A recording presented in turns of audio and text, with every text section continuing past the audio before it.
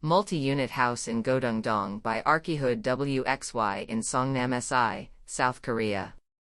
A narrow and deep house. Around 2019, a couple who had purchased a lot in District Godeung, SEONGNAM, visited us to commission their first house design project.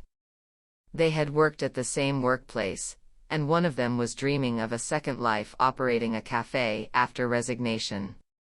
Together, we visited the project site, a typical multi-unit housing site within the new town development district. Each of the lots here was just as wide and broad as it could barely accommodate a 4-story building with a neighborhood facility and mixed multi-unit housing, and it seemed obvious that the 6m wide road would soon become like a parking lot.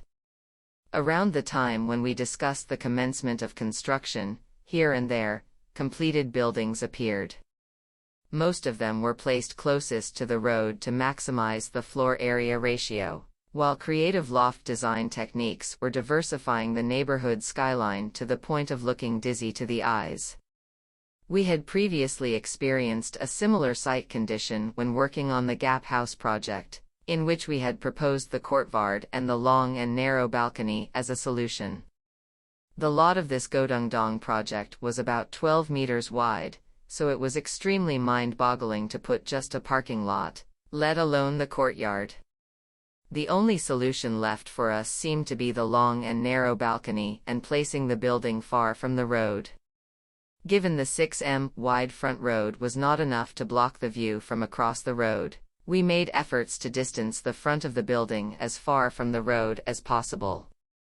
In the same vein, we put the long and narrow balcony at the center of the house instead of a large one at the front and designed the front windows also in a long and narrow form so as to minimize the scope of being viewed from a distance. As soon as we started the design, however, we met with great difficulty. Given the regulation for solar access applying to this 12m wide site, we were unable to use half of the 4th floor.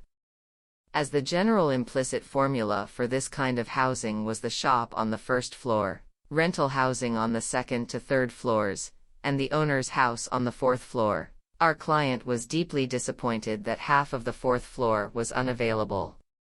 Unavoidably, we decided to use half of the 3rd floor as well as the 4th floor for the client's house. By placing bedrooms on the 3rd floor and the living space on the 4th floor, with the broad roof garden occupying half of the 4th floor, we wanted to give the feeling of living in a detached duplex house.